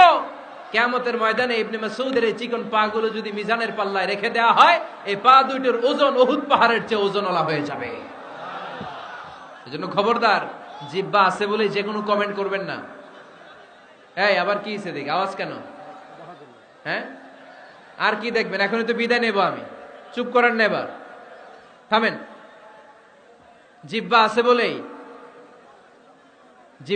বলেই যে কোনো ধরনের মন্তব্য করা যাবে না। আল্লাহর হাবিব সাল্লাল্লাহু আলাইহি ওয়াসাল্লাম বলেছেন, মাইয়াদমান লি মা বাইনা লিহিয়াইহি ওয়া মা বাইনা রিজলাইহি আদমান লাহুল জান্নাহ। ও আমার উম্মতেরা, তোমাদের মধ্য থেকে কেউ যদি আমাকে দুইটা অঙ্গের গ্যারান্টি দেয়, কয়টা অঙ্গের? সবাই বলতে হবে কয়টা? আমার কোন উম্মত যদি আমাকে দুইটা অঙ্গের গ্যারান্টি দেয় যে তারা এই দুই অঙ্গের পাপ করবে না, আমি তাদেরকে জান্নাতের গ্যারান্টি দেই। এক নম্বরে মা বাইনা লিহিয়াইহি, দুই চোয়ালের মাঝখানে যা থাকে মানে জিহ্বা। আমার কোন উম্মত যদি আমারে গ্যারান্টি দেয় জিহ্বা দিয়ে কোনো মিথ্যা বলবে না, কাউরে বাজে কথা বলবে না, ঠাট্টা বিদ্রুপ করবে না, জিহ্বা দিয়ে যে এই পাপ কাজগুলো হয় এগুলো করবে না। আর 2 রানের মাঝখানে যে অংশ আছে লজ্জাস্থান, এই 2টা অঙ্গের গ্যারান্টি যদি আমার কোন উম্মত আমারে দেয়, আমি আমার ওই উম্মতকে জান্নাতের গ্যারান্টি দিয়ে দেব। খবরদার ফেনীবাসী, খবরদার। মন চাইলেই যা মনে চাই মুখ দিয়ে বলা যাবে। আমার রাসূল সাল্লাল্লাহু আলাইহি ইসলামের 11 জন স্ত্রী, এর মধ্যে একজন স্ত্রী ছিলেন একটু স্থূল আকৃতির, মানে মোটা। কি ছিলেন জানেন? ওই স্ত্রীর নাম কি? সফিয়া। কি নাম? সফিয়া বিনতে হুয়াই ইবনে আখতাব। উনি আল্লাহর হাবিব সাল্লাল্লাহু আলাইহি ইসলামের সব স্ত্রীদের মধ্য থেকে একটু স্থূলকার ছিলেন, একটু ফেটি ছিলেন, মোটা ছিলেন। আম্মা জান আয়েশা একবার ওনার প্রতি রেগে আল্লাহ রাসূল সাল্লাল্লাহু আলাইহি ইসলামের কাছে বিচার দিলেন যে আপনার মুটি বউ, মুটকি বউ। আল্লাহর হাবিব সাল্লাল্লাহু আলাইহি ইসলাম এই কথা শুনে রেগে গেলেন। আয়েশা, এটা তুমি কি বললা? তুমি সফিয়ারে মুটি বলে গালি দিলা। লাকাদ কুলতিলা কালিমাতান লাউ মুজিজাতহু লা মাযহাজাতিল বাহর। আয়েশা, তুমি এমন একটা কথা সফিয়ার শানে বলেছো, এই কথাটাকে যদি সাগরের মধ্যে ঢেলে দেওয়া হয়, এই কথাটার তিক্ততা আর পঙ্কিলতা পুরো সাগরের নীল পানিকে মুহূর্তে কালো করে দিবে। এজন্য খবরদার, জিহ্বা সামলান। সাহাবারা রাদিয়াল্লাহু তাআলা আনহু আজমাইন, ওনারা জিহ্বা ধরে মাঝে মাঝে জিহ্বার মধ্যে বাড়ি দিতেন আর কাঁদতেন আর বলতেন, জিহ্বা, তোর কারণে কিয়ামতের দিন আমরা আল্লাহর কাছে ধরা খেয়ে যাব। মুমিন চাইলেই এই মুখ দিয়ে যা মনে চায় বলতে পারে। তাহলে 4 নাম্বার গাইডলাইন হচ্ছে লা ইয়াসখার কওমুন মিন কওম। কোন বিশ্বাসী বান্দা কখনো অন্য বিশ্বাসী বান্দাকে ঠাট্টা বিদ্রূপ করতে পারবে না। 5 নম্বরে আল্লাহ বললেন ওয়ালা তালমিজু আনফুসাকুম, খবরদার অন্যের দোষ খুঁজবা না। ও আমার বিশ্বাসী বান্দারা, নিজের দোষ খোঁজো, অন্যের দোষ খোঁজো না। দেখেন সমাজটারে শান্তিপূর্ণ বানানোর জন্য আল্লাহর পক্ষ থেকে কি সুন্দর মোরাল এন্ড এথিক্যাল ইনস্ট্রাকশনস, কি চমৎকার গাইডলাইন। অন্যকে ঠাট্টা করো না। ওয়ালা তালমিজু আনফুসাকুম, নেভার ডিফেম ইচ আদার। একে অপরের দোষ খোঁজো না, নিজের দোষ খোঁজো। কার দোষ খুঁজবেন? আরো জোরে বলতে হবে, কার দোষ খুঁজবেন? অন্যের দোষ খোঁজা যাবে? কিছু লোক আছে দেখবেন সারা দিন চায়ের দোকানে বসে, এই বাড়িতে এই সমস্যা, ওই বাড়িতে এই সমস্যা, ওই বাড়িতে এই সমস্যা, তোর বাড়িতে কি সমস্যা? কিছু লোক আছে এই হুজুরের এইটা খারাপ, এই হুজুরের ওইটা ভালো না, এইটা খারাপ, এইটা সমস্যা, এটা সমস্যা। তোর কি সমস্যা? তোর সমস্যা তুই খুঁজে বের কর, নিজের সমস্যা খুঁজে বের কর। যে নিজে নিজের সমালোচনা করতে পারে সেই সর্বাপেক্ষা বুদ্ধিমান।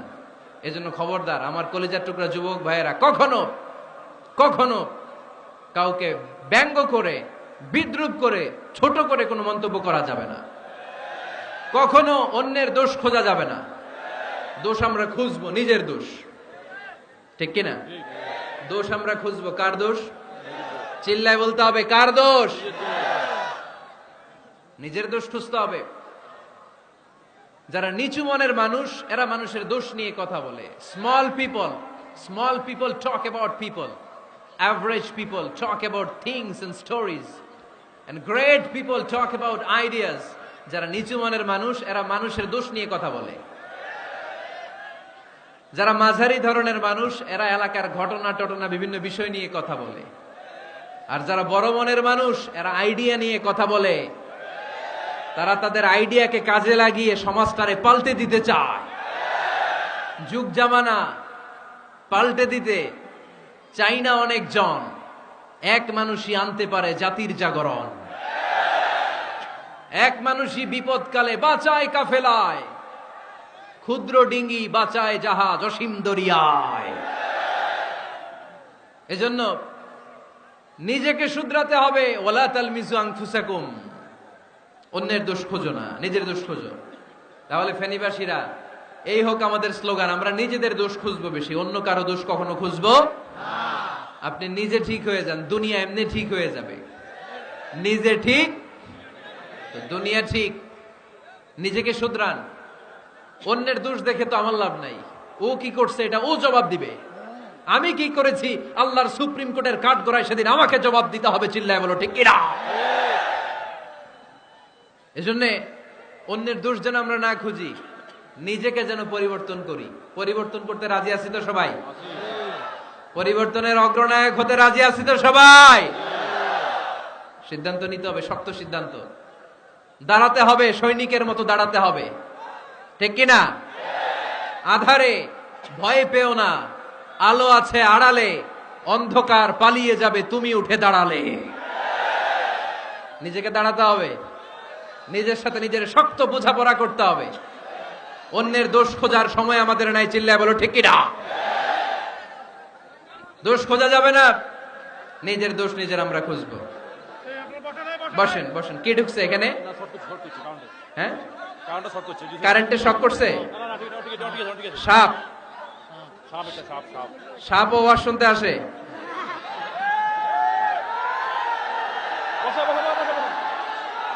মাশাআল্লাহ। এইখানে এখানে শ্রোতা হিসেবে আছে বীর মুজাহিদ, মেরে ফেলছে এটারে। ঠিক আছে ঠিক আছে ঠিক আছে, বসুন।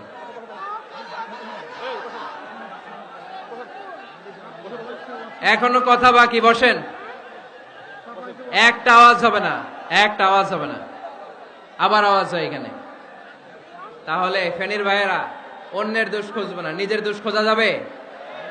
যাবে যাবে? ক্লান্ত হয়ে গেছেন? কষ্ট হচ্ছে? তারপরে 7 নম্বরে আল্লাহ বললেন ওয়ালা তানাবাযু বিল আলকাব, ওয়ালা তানাবাযু বিল আলকাব। এই ছেলেরা, এই আমি এখনই উঠে যাব, বিদায় নিচ্ছি, বসো। বসেন ভাই, বসেন। এগুলো অনেক জরুরি কথা, মনোযোগ দিয়ে শুনেন। ওয়ালা তানাবাযু বিল আলকাব, মানুষকে মন্দ নামে ডেকো না। অনেকের নাম চেঞ্জ করে ডাকি, আছে না নাই? না, আমার কলিজার টুকরা ফেনীর ভাইয়েরা, আজ থেকে কখনো কারণ নাম চেঞ্জ করে আমরা ডাকবো না। যে নামে তাকে ডাকলে সে খুশি, আমরা ওই নামে ডাকবো। পারবো তো? কারণ প্রত্যেকের নামটা প্রত্যেকের কাছে বড্ড দামি, প্রত্যেকের নামটা প্রত্যেকের কাছে বড্ড প্রিয়। আপনার নাম কি? লিটন ভাই, মাহবুল হক লিটন ভাই। আপনার কাছে মনে হইতে পারে আরে লিটন একটা নাম হইলো, তো কত আছে আমাদের এলাকায়। না, এলাকায় অনেক আছে ঠিক, কিন্তু লিটন ভাইয়ের কাছে লিটন নামটা খুব আদরের, যত্নের, ঠিক কিনা? আমার নাম কি? আমার নাম মিজান। আরে মিজান একটা নাম হইলো নাকি? কত নাম আছে মিজান, এলাকার সিপাই পয়রাস। এটা ঠিক, অনেক নাম আছে মিজান নামে, কিন্তু যেহেতু এটা আমার নাম, আমার কাছে এই নামটা বড় দরদের, বড় যত্নের, বড় আদরের। কারণ এই নামটা আমার পরিচয় বহন করে। ভাইয়ের নাম কি? স্বপন। স্বপন ভাই এলাকায় অনেক আছে না? তো সিম্পল একটা নাম, কিন্তু না, স্বপন মিয়াজি ভাইয়ের কাছে এটা সিম্পল না, এই নামটা ওনার কাছে বড় যত্নের। মানুষ তার নাম খুব পছন্দ করে, নিজের নামের। কারণ দেখবেন কাগজ আর কলম পাইলে সবাই নিজের নাম লেখে, খালি নিজের নামের সিগনেচার দেয়, আছে না নাই? এরপরে দেখবেন যে কক্সবাজারে গেলে সাগরের তীরে বালু পাইলেই বালুর মধ্যে নিজের নাম লেখে, আবার ওই নামের পাশ দিয়ে লাভও আঁকে, আছে না নাই? আমি অনেক দেখেছি, সাগর পারে গেলেই মানুষের মন উথাল পাতাল করে। তো সাগরের বালিতে নিজের নামটা বড় করে লেখে, চারদিক দিয়ে লাভ, মানে এই নামটারে আমি লাভ করি। এটা প্রমাণ করে প্রত্যেকে নিজের নামটারে বড্ড বেশি ভালোবাসে, ঠিক কিনা? এজন্য ফেনীর সোনার টুকরারা, খবরদার বন্ধুরা, নিজেরা যেন একে অপরকে এমন নামে না ডাকি যে নাম শুনলে সে কষ্ট পায়। আজ থেকে কোনো বাজে নামে কাউরে ডাকা যাবে? আব্বা আম্মা আদর করে কত সুন্দর নাম রেখেছে, আবু বাকার, ওরে সবাই ডাকে বকইরা, কপাল পোড়া। আব্বা আম্মা নাম রেখেছে আবু ওয়াক্কাস, ওরে ডাকে আক্কাইচা। কত সুন্দর নাম আমার আল্লাহর নামের সাথে মিলিয়ে আব্দুল কুদ্দুস নাম রেখেছে, ওরে ডাকে কুদ্দুচ্চা। আছে না নাই? কবিরা গুনাহ করেছেন আপনি, কবিরা গুনাহ। It's not a simple deal, এটা সাধারণ কোনো ব্যাপার না, এগুলো সবগুলা কবিরা গুনাহ।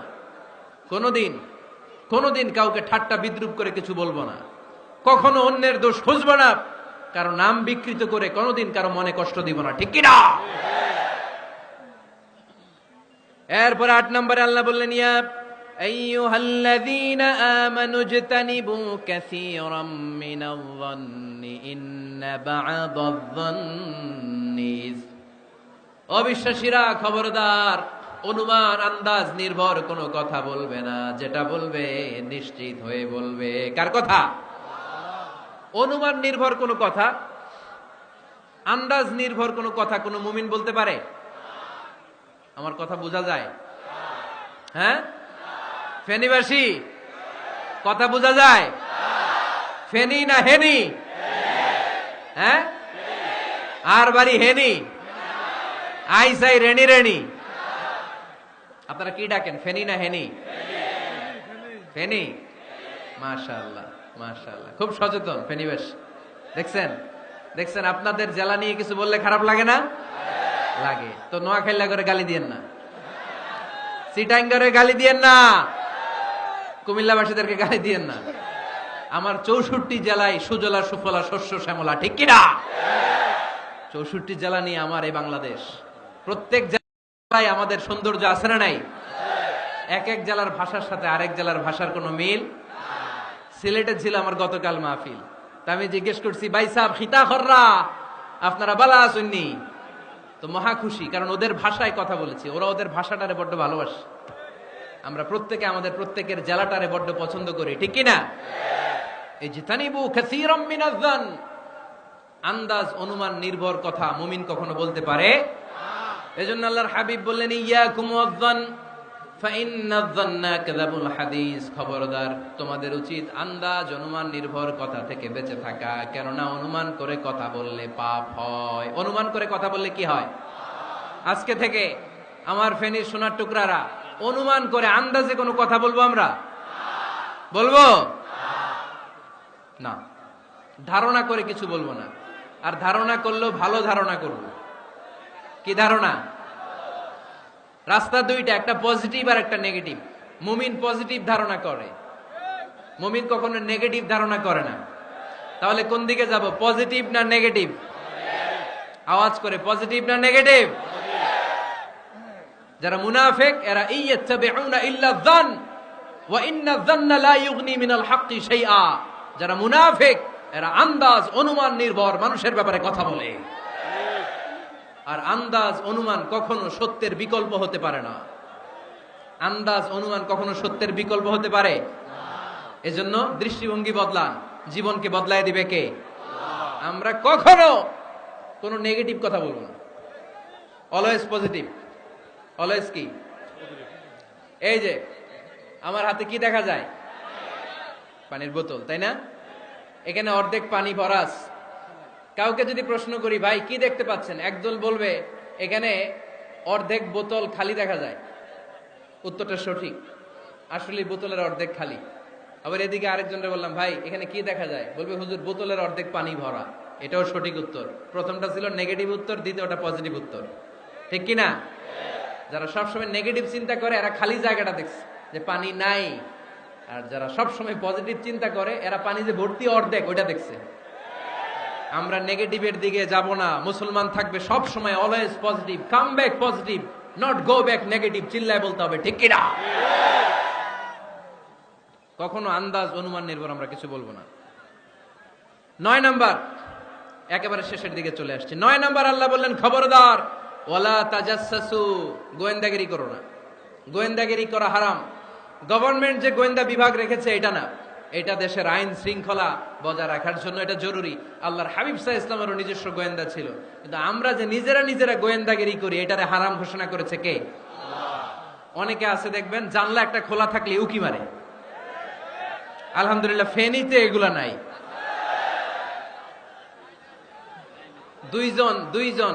দুইজন ওদিকে কি যেন বলতেছে, উনি আড়ি পেতে কথা শুনে। আছে না নাই? ছিদ্র একটা থাকলে উকি মারে। আছে না নাই? খবরদার, ওয়ালা তাজাসসু, গোয়েন্দাগিরি করো না। কখনো কোনোদিন কারো পারমিশন ছাড়া মোবাইলের গ্যালারি চেক করবেন না। কখনো কারো পারমিশন ছাড়া তার ফেসবুকের মেসেঞ্জারে কে কার সাথে চ্যাটিং করেছে এটা করা যাবে না। কখনো কারো পারমিশন ছাড়া তার মেইলের ইনবক্স খুলে দেখা যাবে না। কখনো কারো পারমিশন ছাড়া কারো ব্যক্তিগত চিঠি পড়া যাবে না। দিস ইজ ইসলাম। এটাই ইসলাম। আমরা ইসলামরে শুধু নামাজ আর রোজা আর জিকির আর এই দাড়ির মধ্যে সীমাবদ্ধ করেছি। প্রত্যেকের একটা প্রাইভেসি আছে না নাই? Everyone has privacy and no one should interfere in his privacy or in her privacy. প্রত্যেকের একটা প্রাইভেসি আছে না নাই? মানুষ ছোট হলেও তার একটা সম্মান আছে না নাই? এজন্য ছোট্ট বাচ্চাদেরকে কখনো প্যান্ট খুলতে বলবেন না। অনেকে বলে আরে ছোট মানুষ খোল খোল, আরে তুই খোল, এই খোল খোল খোল, তো আছে না নাই? ওরও প্রেস্টিজ আছে, ওরও সম্মান আছে। খবরদার, everyone has a personal space and no one should interfere someone's personal space. কারো পার্সোনাল স্পেসে যেন আমরা নাক না গলাই। অনেকের বদ স্বভাব ফ্যামিলি ম্যাটার নিয়ে, প্রাইভেট ম্যাটার নিয়ে কথা বলে। ভাই কি চাকরি করেন? সরকারি না বেসরকারি? সরকারি। বেতন কত? উনার বেতন কত? এটা দিয়ে আপনার কি লাভ? ঠিক কি না? মানুষ একটা দেখলি ভাই বয়স কত, ভাই বেতন কত, ফার্স্ট ইমপ্রেশনে, ফার্স্ট যখন আপনি কারোর সাথে দেখা করবেন, বেতন কত, বয়স কত, এগুলো জিজ্ঞেস করা যাবে? কেউ যখন কারো ঘনিষ্ঠ হয়, বন্ধুতে রূপান্তরিত হয়, তখন এই কথাগুলো। কিন্তু শুরুতেই প্রাইভেট ম্যাটার নিয়ে, পার্সোনাল ম্যাটার নিয়ে খোঁচাখুচি করা যাবে ওলা তাজাসসু। গোয়েন্দাগিরি করো না। গোয়েন্দাগিরি করাকে হারাম ঘোষণা করেছে কে? শেষ কথা বলি, 10 নম্বরে আল্লাহ বললেন, 10 নম্বরে রব্বুল আলামিন বললেন ওয়ালা ইয়াগতাব বা'দুকুম বা'দা আইয়ুহিব্বু আহাদুকুম আইয়াকুলা লাহমা আখিহি মাইতান ফাকারিহতুম। খবরদার, কেউ কারো গীবত করো না। কি করো না? গীবত করো না। এই উঠতেছে কে? বসেন, এখনই কথা শেষ হবে, একসাথে উঠবো। বসেন, আমার দিকে তাকান, আওয়াজ বন্ধ করুন। একে অপরের গীবত করো না। ব্যাক বাইটিং, চুগলখড়ি। আলহামদুলিল্লাহ ফেনীতে এগুলা নাই। চায়ের দোকানে বসে এর কথা ওর কানে, ওর কথা ওর কানে বইলা সমাজ একটা গিরিঙ্গি লাগায়। আছে না নাই? আল্লাহর হাবিব বললেন আতাদরুনা মাল গীবা, গীবত কারে বলে জানো নাকি? সাহাবীরা বললেন আল্লাহু ওয়া রাসূলুহু আ'লামু, আল্লাহ আল্লাহর রাসূল ভালো জানেন। বিশ্বনবী বললেন যিকরুকা আখাকা বিমা ইয়াকরাহু, তোমার কোন ভাইয়ের অনুপস্থিতিতে তার ব্যাপারে এমন কোন কথা বলা যেই কথা শুনলে সে মনে কষ্ট পাবে। গীবত কারে বলে বুঝছেন?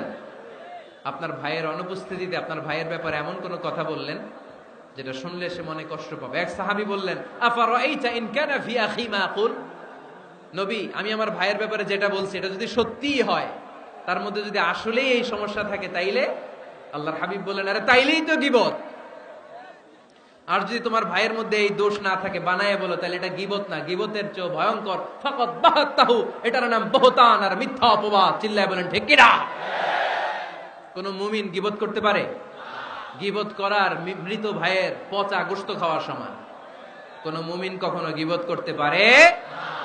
এখন হালাল পন্থায় গীবত চলে আমাদের দেশে। কিভাবে জানেন? কথা শুরু করে এইভাবে, কথা বললে তো গীবত হয়ে যায়, বললে তো গীবত হয়ে যায়, তারপরেও বলি একটু। আছে না নাই? হালাল পন্থায় গীবত কি কমু ভাই জানেন? বললে তো গীবত হয়ে যায়। হালাল করতেছে এটা, হালাল হালাল হালাল না। বললে যদি গীবত হয়ে যায় তো বলবেন কেন? থামেন। কোন মুমিন কখনো গীবত করতে পারে? মেরাজের রাতে আল্লাহর হাবিব সাল্লাল্লাহু আলাইহি ওয়াসাল্লাম দেখলেন কিছু লোক লাহুম আযফারুন মিন নুহাস, তামার আগুন দিয়ে নখ বানানো, নখর ধারালো, ইয়াখদাশুনা বিহি উজুহাহুম ওয়া সুদুরাহুম, তারা তাদের নখ দিয়ে জাহান্নামে নিজের গালের গোশতগুলো, বুকের গোশতগুলো ছিঁড়ে ছিঁড়ে খাচ্ছে। আর তাদের ব্যথা যন্ত্রণা দেখে পুরো জাহান্নামের অন্য লোকরা থারথার করে কাঁপছে। আল্লাহর হাবিব বললেন ইয়া জিবরিল মানহুম মান হাউলা, এরা কারা? সাইয়েদনা জিবরিল বললেন হুম আহলুল গীবাতি মিন উম্মাতিক, এরা আপনার উম্মতের মধ্যে চায়ের দোকানে বসে বসে যারা গীবত করেছিল তারা। এজন্য কোন মুমিন গীবত করতে পারবে না। অন্যের গীবত আমরা করব না। দোষ খুঁজলে নিজের দোষ খুঁজবো। এই 10টা গাইডলাইন এই ফেনী জেলায় যদি কালকে থেকে ইমপ্লিমেন্ট হয়, আপনাদের কি মনে হয় ফেনীর কোন এলাকাতে, কোন থানাতে মারামারি, বিশৃঙ্খলা এগুলো থাকবে? থাকবে? সব শেষে আল্লাহ তাআলা আমাদেরকে ঐক্যবদ্ধ হওয়ার কথা বললেন। আল্লাহ 5 বার বিশ্বাসীদেরকে ডাক দিলেন, ষষ্ঠবারে আল্লাহ দুনিয়ার সবাইরে ডাক দিলেন, আস্তিক নাস্তিক হিন্দু বৌদ্ধ এদেরকে ডেকে আল্লাহ শেষ করলেন। শেষ কথা শুনতে মনে চায়? এতক্ষণ আল্লাহ বলছে ইয়া আইয়ুহাল্লাযীনা আমানু, এর মানে কি? ওহে ঈমানদারগণ। এবার আল্লাহ ডাক দিছে ইয়া আইয়ুহান নাস। এবার আল্লাহ কি বলে ডাক দিছে? আওয়াজ করে বলতে হবে, কি বলে? এবার আল্লাহ বললেন ইয়া আইয়ুহান নাস ইন্না খালাকনাকুম মিন যাকারিন ওয়া উনসা ওয়া জাআলনাকুম শুউবান ওয়া ক্বাবাইলা লিতাআরাফু ইন্না আকরামাকুম ইনদাল্লাহি আতকাকুম। পড়েন সুবহানাল্লাহ। আল্লাহ ডেকে বললেন ইন্না খালাকনাকুম মিন যাকারিন ওয়া উনসা। ও বিশ্বাসীরা, এটা বলে ডাকে নাই, ও মানব সকল, নিশ্চয় আমি তোমাদেরকে এক নারী আর এক পুরুষ থেকে তৈরি করেছি। ওই পুরুষের নাম কি? ফেনীবাসী আওয়াজ করে বলেন আদম আলাইহিস সালাম। আর ওই নারীটার নাম কি? এই দুইজন থেকে গোটা পৃথিবী। তার মানে আসলে আমরা সব এক। আসলে কি? সব এক। নাস্তিকও আমার ভাই, হিন্দুও আমার ভাই, বৌদ্ধ খ্রিস্টানটাও আমার ভাই। ভ্রাতৃত্ব 3 ধরনের। একটা হচ্ছে মায়ের পেটের ভাই, এটাকে আরবিতে বলে আল উখুয়া আন নাসাবিয়্যা, মায়ের পেটের ভাই, উনি আমার মায়ের পেটের ভাই। আরেকটা আছে আল উখুয়া দ্বীনিয়া, দ্বীনি ভাই। এই যে আমরা সবাই এখানে একে অপরের কি ভাই? দ্বীনি ভাই। 3 নম্বরে হচ্ছে আল উখুয়া আল ইনসানিয়া, মানবতার দিক থেকে ভাই। সে দৃষ্টিকোণ থেকে হিন্দু আমার ভাই, বৌদ্ধ আমার ভাই, কারণ সেও মানুষ আমিও মানুষ। আমাদের সবার বাবার নাম কি? কথা কয় না? আদম আলাইহিস সালাম। সবার মায়ের নাম কি? দেখছেন, আমরা সবাই এক, সবাই এক। বিভেদের প্রাচীর আর বৃত্ত আমরা বানিয়েছি। ইসলাম ধর্ম, বর্ণ, জাতীয়তাবাদ এগুলোর বাইরে যে এক বিশাল ব্রড মাইন্ডেড রিলিজিয়ন, যেখানে আলাদা আলাদা বৃত্ত টানে নাই। আমরা ধর্ম, বর্ণ, ভাষা, জাতীয়তা এগুলোকে সামনে এনে আলাদা আলাদা পরিচয়ের বৃত্ত বানিয়েছি। আমরা বানিয়েছি শ্বেতাঙ্গ আর কৃষ্ণাঙ্গের পার্থক্য। আমরা করেছি আরব অনারবের বিভাজন। আমরা করেছি ব্রাহ্মণ আর শূদ্রের জাত প্রথা। ইসলামে কোনো জাত প্রথা নাই, শ্বেতাঙ্গ কৃষ্ণাঙ্গের পার্থক্য নাই, প্রেসিডেন্ট কুলিওয়ালা ঠেলাওয়ালার কোনো পার্থক্য আল্লাহর সামনে নাই। চিল্লায় বলো ঠিক কিনা? যার প্রমাণ আমরা ভেঙেছি। এই বিভেদের প্রাচীরকে ভেঙে গুড়িয়ে দিতে হবে। আমরা মানুষকে মানুষ হিসেবে কনসিডার করি না।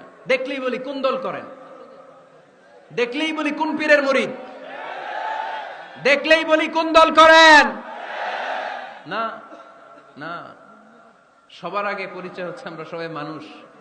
বাবার নাম আদম, মায়ের নাম হাওয়া। আর আমাদের মধ্যে সবচেয়ে বড় পরিচয় হচ্ছে আমরা মুসলিম। এখানে আমি মুসলিম ছাড়া আর কাউকে দেখতে পাচ্ছি না। সব মুসলিম। আমার কাছে পীরের মুরিদ নাই, তাবলিগের ভাই নাই, জামাত ইসলাম নাই, শাসনতন্ত্র নাই, ঐক্যজোট নাই, বিএনপি নাই, আওয়ামী লীগ নাই, কিচ্ছু নাই। আমি বুঝি মুসলমান। আমরা একে অপরের মুসলমান বলে কনসিডার করতে চাই না তো, খালি পিস পিস করি, টুকরা টুকরা করে দেশটারে শেষ করে দিলাম। আমাদের প্রভু কয়জন? নবী কয়জন? কোরআন কয়টা? কিন্তু আমাদের মধ্যে বিভাজন। আমরা কি বিভাজন চাই নাকি ঐক্য চাই? আমাদের প্রভু এক, এক নবীর উম্মাহ, জীবন বিধানে কই শিবানী কোরআন। তবে কেন এক নও হে মুসলমান, এক হও এক হও করিয়া আহ্বান। পড়েন আমিন। বাইতুল্লাহ এক, মদিনা শরীফ এক, উহুদ পাহাড় এক, বদরের মাঠ এক। ঠিক কি না? একটা তো জীবন আর মরণ যে একটাই, একের সাথে মিলে মিশে একটাই প্রাণ। তবে কেন এক নও হে মুসলমান, এক হও এক হও করিয়া আহ্বান। পড়েন আমিন। বিভেদের প্রাচীর আর দেয়ালকে ভেঙে দেওয়ার জন্য এই যুবক ছেলেগুলাই যথেষ্ট, ঠিক কিনা? আমার বাংলাদেশকে মাদক মুক্ত করার জন্য, ইফটিজিং মুক্ত করার জন্য, সুদ মুক্ত করার জন্য, যৌতুক মুক্ত করার জন্য আমার ফেনীর কলিজার টুকরা যুবকেরাই যথেষ্ট।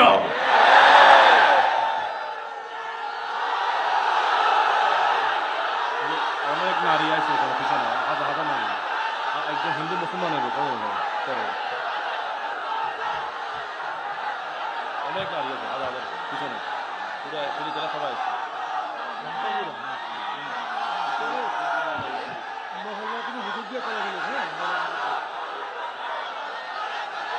মাশাআল্লাহ, মাশাআল্লাহ, মাশাআল্লাহ।